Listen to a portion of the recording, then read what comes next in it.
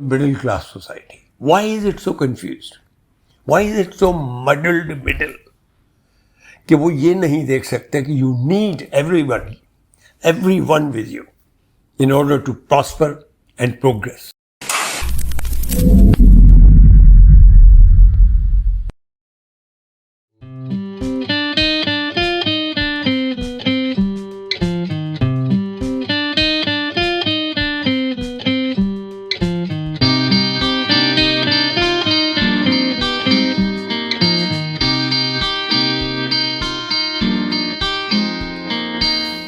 Hello, welcome to episode 27 of our program Four Fingers Formula.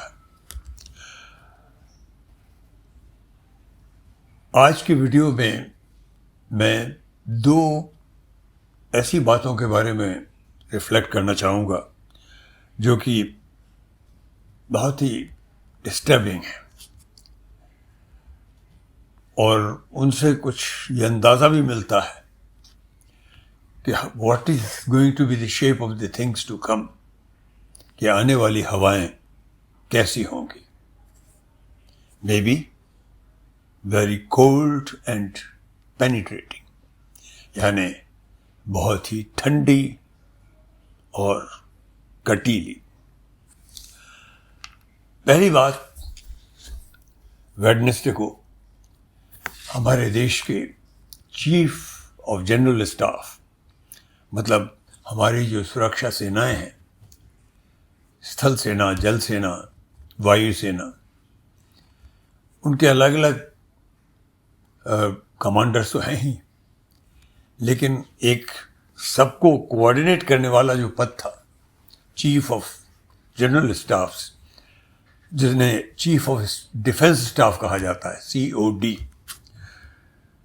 उनकी और उनकी पत्नी की एक हेलीकॉप्टर क्रैश में, दुर्घटना में मृत्यु हो गई. वो अकेले नहीं गए, उनके साथ कोई 14-15 लोग थे, शायद एक को छोड़कर सब चले गए. ऐसे मौके पर जाहिर है हर तरफ से श्रद्धांजलियां वगैरह आनी शुरू हुई, लेकिन साथ ही साथ कुछ ऐसे जो संस्थान हैं जो हाल के दिनों में सर उठाने लगे हैं और बहुत बड़े स्केल पर, बहुत धन है उनके पास, जिनको हर चीज में शरारत सूझती है. वो कुछ पॉलिटिकल पार्टीज को बिलोंग करते हैं. इन संस्थानों को अपार धन राशि मुहैया की जाती है. इन्हें डर्टी ट्रिक्स डिपार्टमेंट कहा जाता है.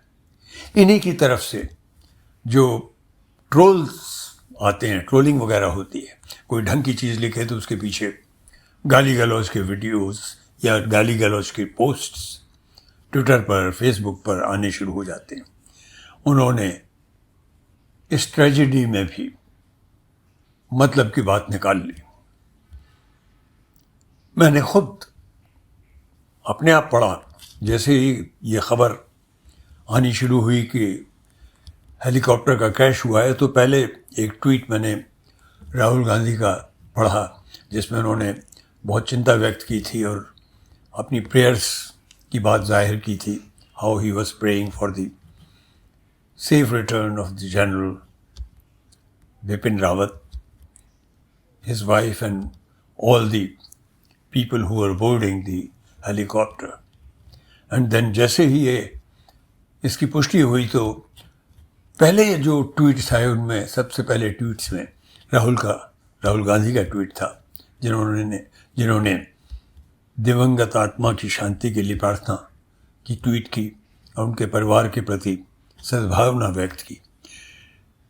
पर विदिन मिनट्स मेरे ख्याल से शरारती ट्वीट्स, वीडियोस आने शुरू हो गए.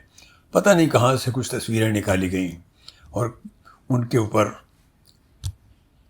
तरह तरह की भद्दी चीज़ें लिखी गई कि वो कहीं किसी जगह हंस रहे थे, वहाँ की तस्वीर लगा दी गई कि राहुल गांधी तो जश्न मना रहे हैं बिपिन रावत साहब की ट्रेजिडी से और उनके चले जाने से। अफसोस होता है, कहाँ ले जाना चाहते हैं हम अपने देश को। और ये सब क्यों? सिर्फ एक वजह से, इलेक्शन का वातावरण है, हवाएं गर्म हो चली हैं। Within 2 months there are going to be elections in some major states. Most important state is of course UP, then there is Punjab also, Uttarakhand. तो ये सरगर्मियां शुरू हो गई हैं लोगों को गिराने की, लोगों को बदनाम करने की। ये वो वक्त है जहां हमें अपने ऊपर बहुत शांत रहकर सोचने समझने की ज़रूरत है।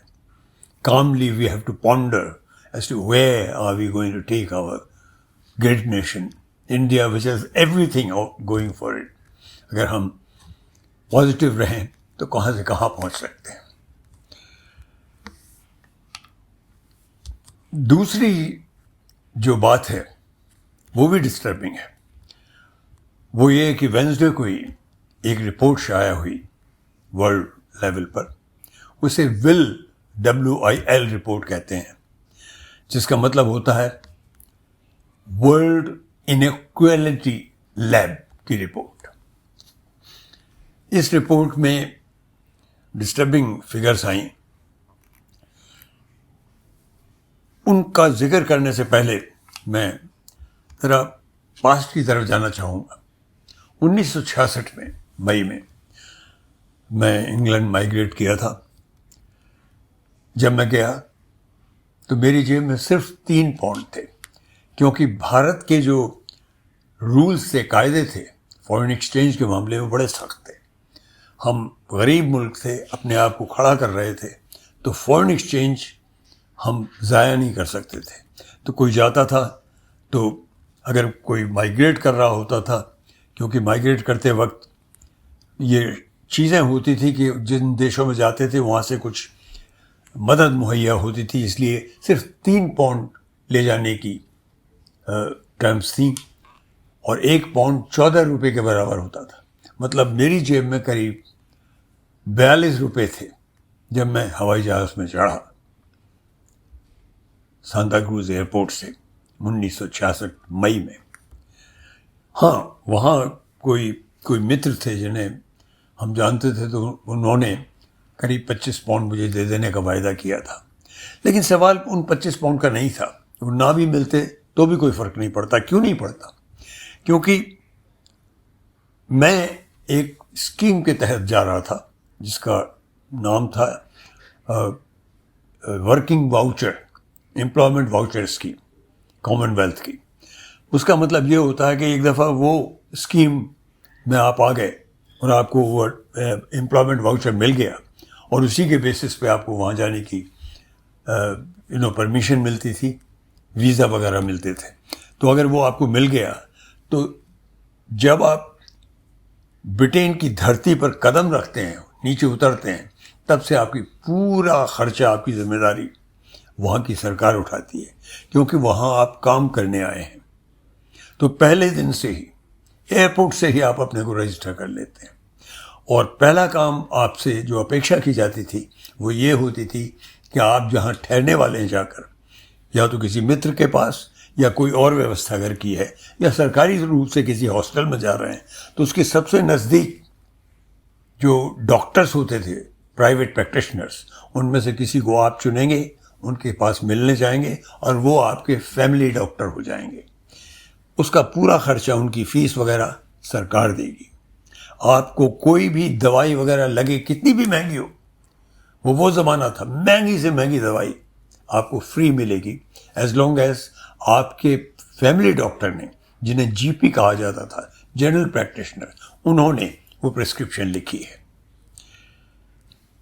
अगर आपको अगले ही दिन जॉब मिल जाती है या पहले से व्यवस्था थी तो और बात है, फिर आपको वहाँ से पैसा मिलने लगेगा।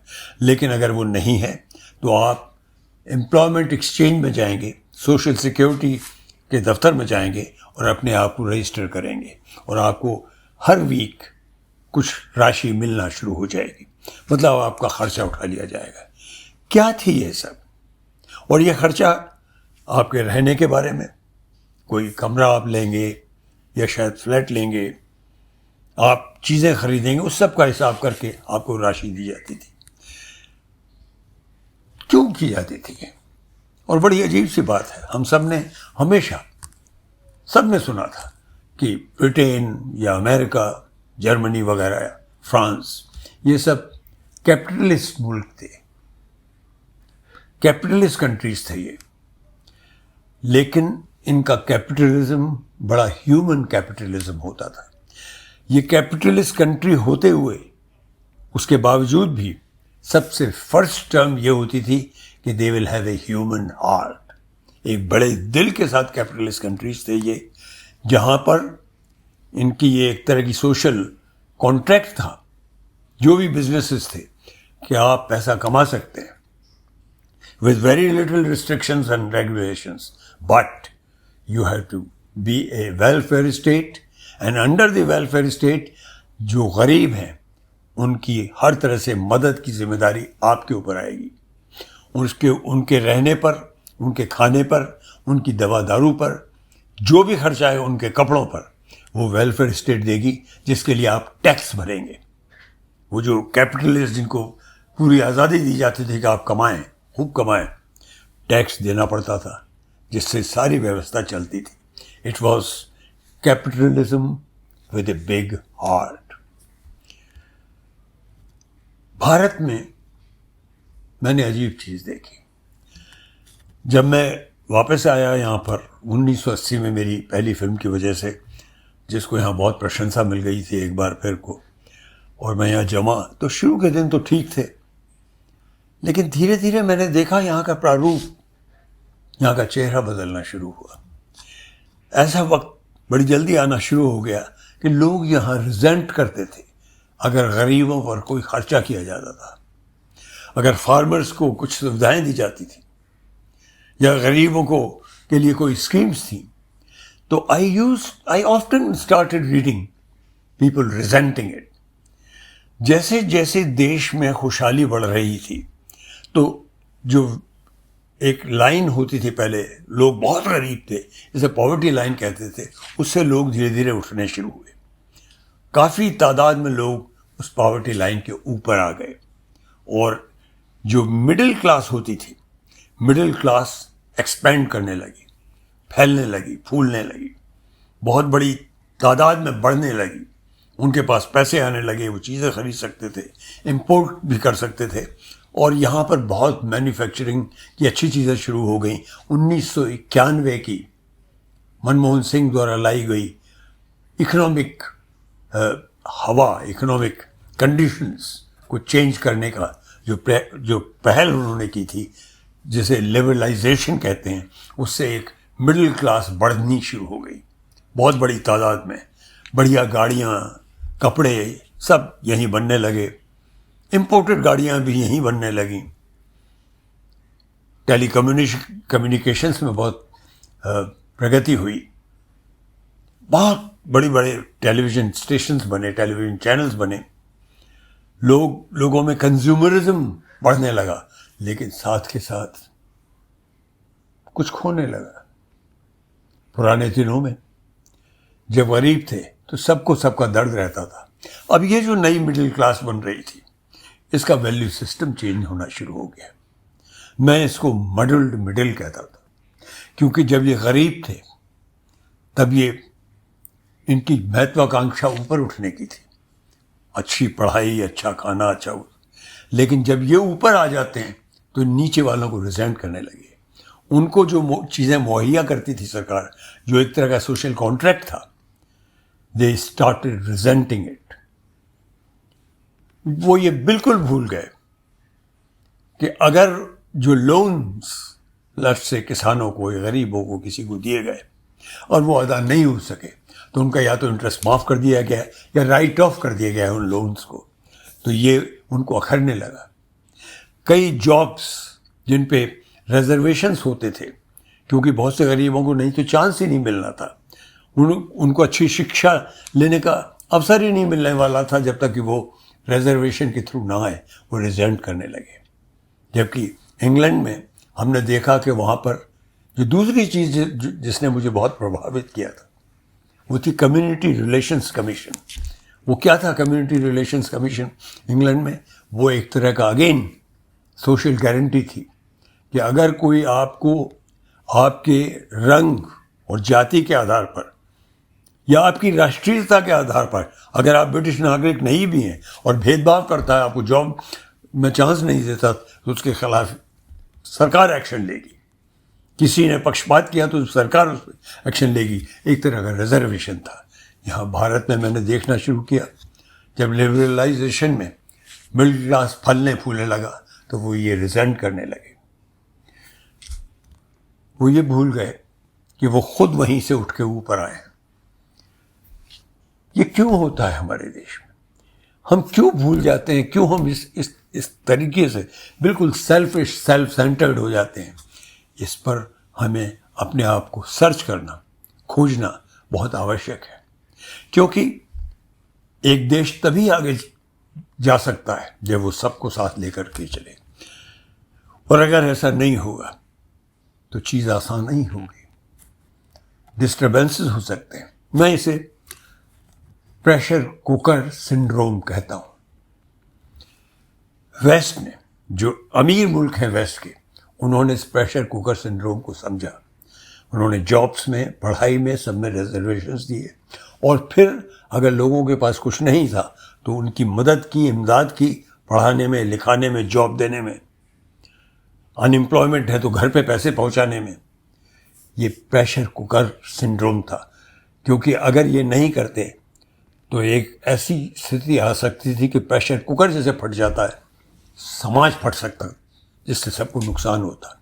और एक स्वस्थ समाज रहने से जब अच्छा वक्त आता है तो सब काम करते हैं, एम्प्लॉयमेंट बढ़ता है तो इकोनॉमी बढ़ती है, टैक्सेशन भी आता है गवर्नमेंट के पास, उसी से वेलफेयर स्टेट चलाई जाती है।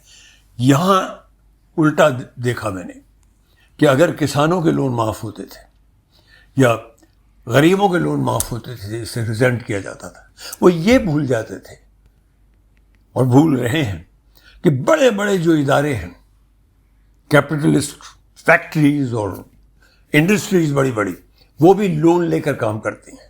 वो भी लोन उन बैंकों से लेती हैं जिनमें हमारा पैसा लगा हुआ है।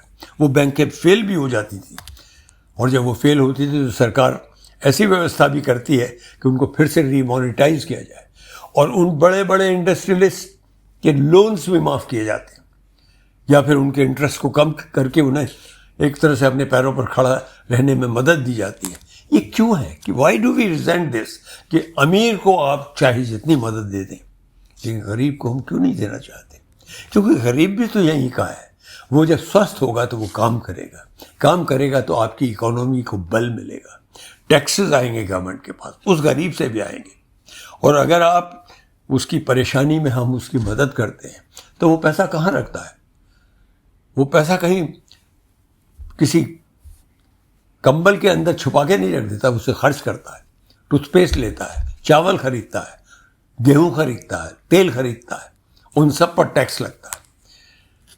मुझे इस बात का बड़ा अफसोस लगता है कि हमारी सोसाइटी जैसे जैसे, खासतौर पर middle class society, why is it so confused, why is it so muddled middle, कि वो ये नहीं देख सकते कि you need everybody, everyone with you in order to prosper and progress। मैंने एपिसोड के शुरू में विल रिपोर्ट का जिक्र किया था, वर्ल्ड इनइक्वालिटी लैब की रिपोर्ट। ये बड़ी इंपॉर्टेंट है। वर्ल्ड टर्म्स में top 10% population owns 75.5% of the world's total wealth, and the wealthiest 1% population of the world owns 37.8% of the total wealth. India में हल्का सा बेटर है। Top 10% population of India owns 64.6% of the country's total wealth, and the wealthiest 1% people, wealthiest 1% population, सबसे अमीर जो है, वो अकेले 33% of the country's total wealth को ओन करते हैं. But, and a very big but, is the number of poor people. 2011 में 269.8 million people पॉवर्टी लाइन के नीचे थे. आज 2019 की जो फिगर्स मिली हैं उसके हिसाब से 346.3 मिलियन पीपल पॉवर्टी लाइन के नीचे चले गए. This is a worrying factor. Almost 50% addition to the poor. तो ये हमको समझना पड़ेगा. We must try to take care that हम प्रेशर कुकर सिंड्रोम में ना फंसे. गरीब को भी जिंदा रहने का हक रहे. Today it can be a curse if you have to go to any hospital, specially private hospitals. Let us hope that we will correct this inequality, this disparity, which is a very dangerous disparity.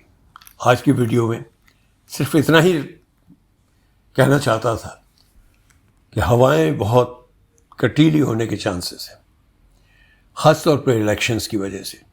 Because certain segments of our society, certain political parties, they find an opportunity in dividing people, so that a segment of the society, big segment, खासतौर पे majority का segment, मेजोटेरेनियनिज्म जिसे कहते हैं, उसकी संख्या पर ही वो ताकत को फिर से जीत लेने की उम्मीद लगाते हैं.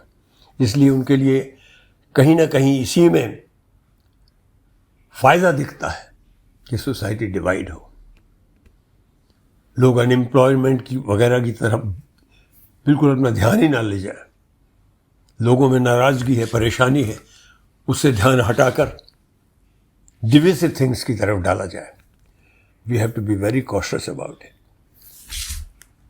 Today's episode is only about this. Thank you.